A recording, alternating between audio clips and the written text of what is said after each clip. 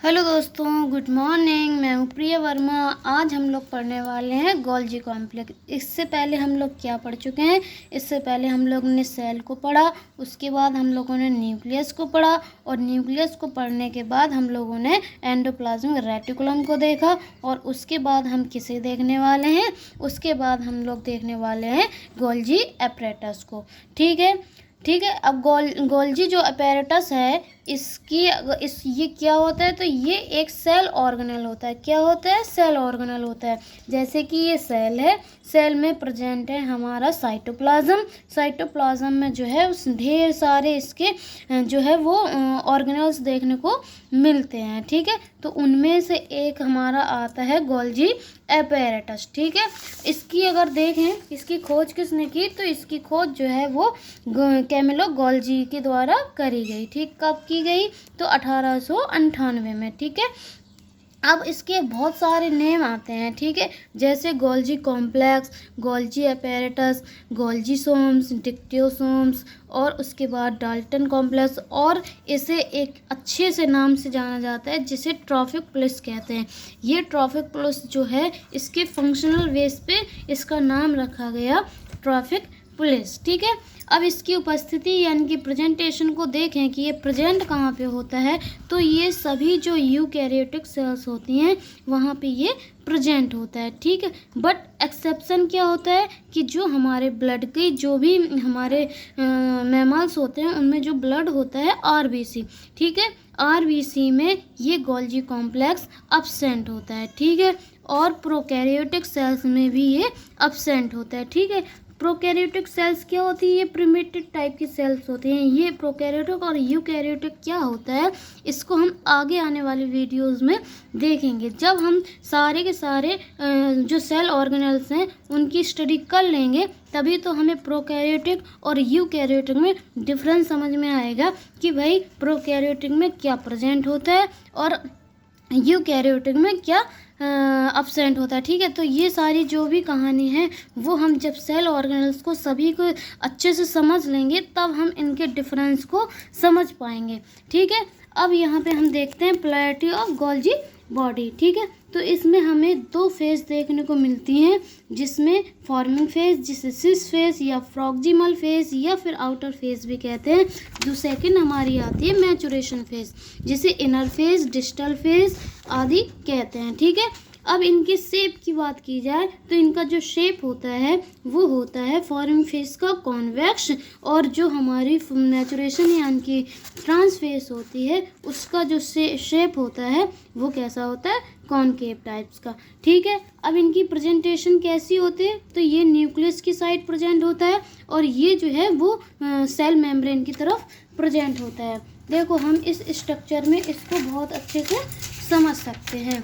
जैसे ये स्ट्रक्चर देखिए, ये है न्यूक्लियस। क्या है?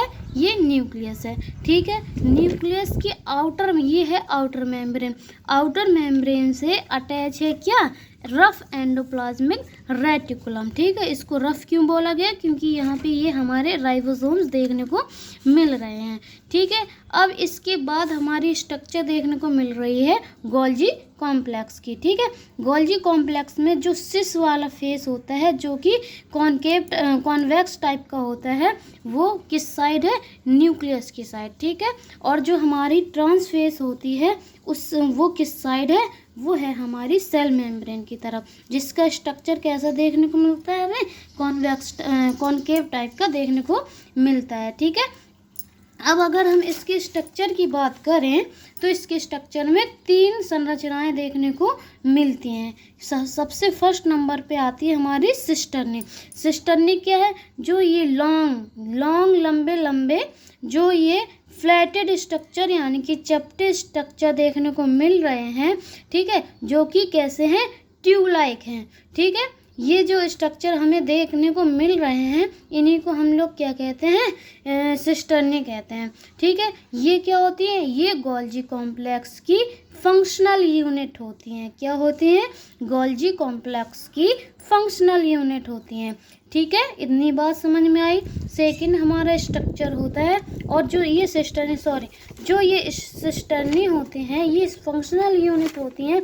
इनमें क्या प्रेजेंट होता है? इनमें प्रेजेंट होता है हमारा लाइसोसोम एंजाइम, ठीक है, जिससे हम इसके फंक्शन को अगर देखें गोल्जी एपेरेटस के, तो ये क्या करता है, ये प्राइमरी लाइसोसोम्स के फॉर्मेशन के लिए जिम्मेदार होता है, ठीक है। अब हमारा सेकंड स्ट्रक्चर देखने को मिलता है वेसिकल्स, ठीक है।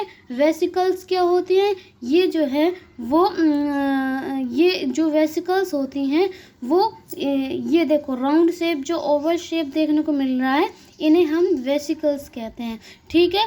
ये इनका फॉर्मेशन कहाँ से होता है, इनका फॉर्मेशन होता है हमारी सिस्टर्नी से, ठीक है, सिस्टर्नी से इनका फॉर्मेशन होता है, ठीक है। अब हम देखते हैं ट्यूब्स हैं, यानी कि इनका जो थर्ड स्ट्रक्चर है वो है क्या, हमारा वैक्यूल्स, ठीक है। वैक्यूल्स जो होती है ये सिस्टर्नी पर ही प्रेजेंट होती हैं, ठीक है।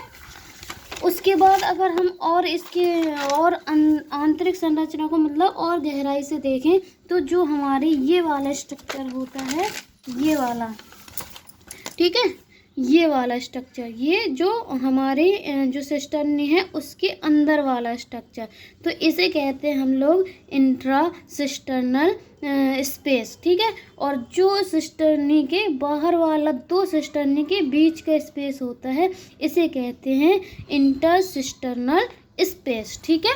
तो ये कहानी यहाँ पे देखने को मिलती है, ठीक है।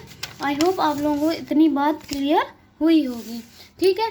अब हम देखते हैं कि इसके फंक्शन क्या होते हैं, ठीक है।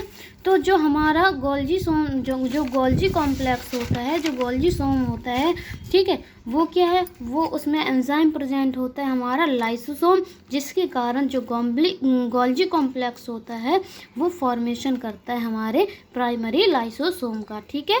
अब आती है प्लांट सेल, ठीक है।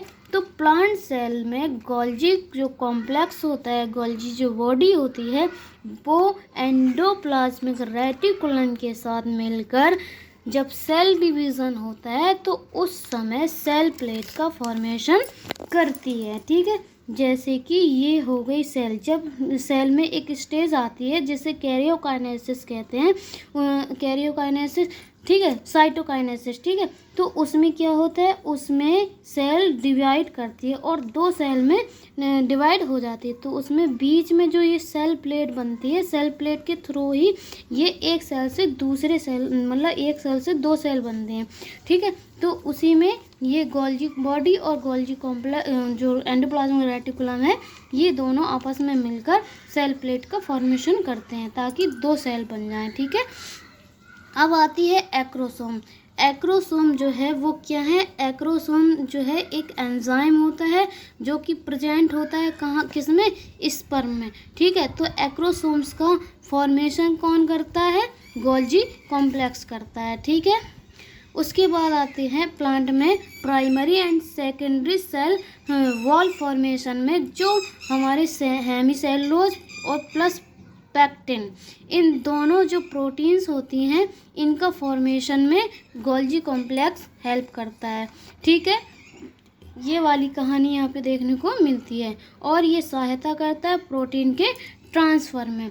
प्रोटीन के ट्रांसफ़र में सहायता कैसे करता है, ये देखो यहाँ पे है ये न्यूक्लियस, ठीक है। न्यूक्लियस के अंदर क्या होता है, हम लोगों ने पहले पढ़ चुके हैं, न्यूक्लियस के अंदर होता है न्यूक्लियोलस, ठीक है। अब क्या होता है, न्यूक्लियोलस प्रेजेंट है, न्यूक्लियस प्रेजेंट है, इसमें न्यूक्लियोप्लाज्म प्रेजेंट है, तो यहाँ बहुत सारी एक्टिविटी मैकेनिज्म चल रही हैं, मेटाबॉलिक एक्टिविटीज़ हो रही हैं, ठीक है। तो जब मेटाबॉलिक एक्टिविटीज़ हो रही हैं तो उनसे जो भी सब्सटेंस बनेगा तो वो कैसे आएगा, वो भाई सेल के कंप्लीट जो ऑर्गेनेल्स हैं सब में पहुंचना चाहिए, ठीक है। तो ये जो एंडोप्लाज्मिक रेटिकुलम है, यहाँ से ये सब्सटेंसेस निकलेंगे और ये एक मार्ग का कार्य करती है, ठीक है। इसमें से होते हुए ये कहाँ, जो भी ये कहाँ आएंगे, ये जैसे कि हम लोग सोच सकते हैं प्रोटीन, ठीक है। मान लो कि यहाँ पे ये राइबोसोम्स लगे हुए हैं, इनमें क्या है, हमारी राइबोसोम्स हैं, मतलब सॉरी, इनमें क्या, ये जो है वो एंडोप्लाज्मिक रेटिकुलम है, ठीक है। इसमें क्या प्रेजेंट है, राइबोसोम्स किसके लिए दायी होते हैं? प्रोटीन्स के लिए, ठीक है। तो प्रोटीन का फॉर्मेशन जब यहाँ पे होगा तो ये एक नेटवर्क है जिसमें होते हुए, यानी कि एक मार्ग है जिसमें होते हुए ये आएगा यहाँ साइटोप्लाज्म में। और साइटोप्लाज्म में क्या प्रेजेंट है? गोल्जी बॉडी, ठीक है। तो गोल्जी बॉडी में ये यहाँ पे जाएगा। अब इस प्रोटीन में जो भी मॉडिफिकेशन होने होंगे, ठीक है, तो जो भी मॉडिफिकेशन होंगे वो यहाँ पर होंगे, ठीक है, सिस्टर्नी में, ठीक है। सिस्टर्नी में जो भी मॉडिफिकेशन, जो भी चेंज होने होंगे और प्रोटीन की जो भी पैकेजिंग होगी वो कहाँ होगी? गोल्जी कॉम्प्लेक्स में होगी, ठीक है। उसके बाद ये प्रोटीन चली जाएगी हमारी साइटोप्लाज्म में और सेल मेम्ब्रेन के बाहर भी, ठीक है, अदर सेल्स में, ठीक है। तो ये कहानी यहाँ पे देखने को मिलती है, ठीक है। तो गोल्जी कॉम्प्लेक्स का जो मेन वर्क होता है वो प्रोटीन के ट्रांसफ़र में और प्रोटीन के मॉडिफिकेशन में, प्लस लाइसोसोम्स के फॉर्मेशन में, प्लस प्लांट में सेल प्लेट का फॉर्मेशन करने में, एक्रोसोम्स का जो स्पर्म होते हैं उनमें एक्रोसोम्स का फॉर्मेशन करने में, ये इसके मेन मुख्य फंक्शन होते हैं, मुख्य कार्य होते हैं, ठीक है। अगर आप लोगों को समझ में आया हो वीडियो तो प्लीज़ लाइक शेयर सब्सक्राइब कीजिएगा। Thank you.